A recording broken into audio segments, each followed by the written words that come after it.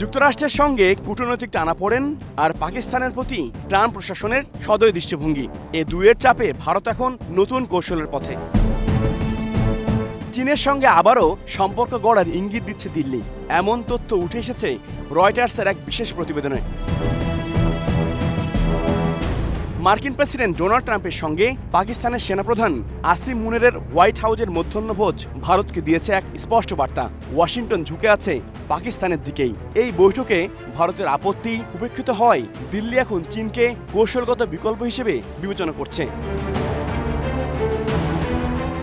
চলতি মাসেই ভারতের পররাষ্ট্রমন্ত্রী এস জয়শঙ্কর বেইজিং সফরে যান। 2020 সালের সীমান্ত সংঘর্ষের পর এটিই ছিল তার প্রথম সফর। পাশাপাশি সীমান্ত বিরোধ থাকা সত্ত্বেও চীনা বিনিয়োগে আরোপিত কিছু নিষেধাজ্ঞা শিথিলের উদ্যোগও নিচ্ছে ভারত।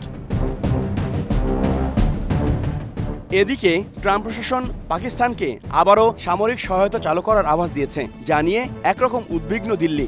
এরই প্রেক্ষিতে বিশ্ব বাণিজ্য সংস্থায় যুক্তরাষ্ট্রের বিরুদ্ধে প্রতিশোধমূলক শুল্ক আরোপের প্রস্তাব দিয়েছে ভারত। আর মোদি সরাসরি ট্রাম্পের ওয়াশিংটন আমন্ত্রণও প্রত্যাখ্যান করেছেন।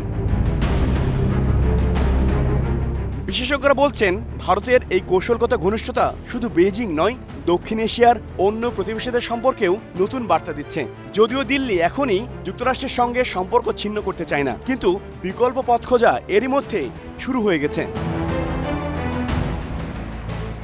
চীনের প্রতি ভারতের এই আগ্রহ সাময়িক কৌশল নাকি দীর্ঘমেয়াদী মিত্রতায় রূপান্তর ঘটবে তা সময়ই বলবে। তবে ট্রাম্পের অনিশ্চিত কূটনীতি যে দিল্লিকে বেইজিংয়ের দিকে ঠেলছে তা অনেকটাই পরিষ্কার।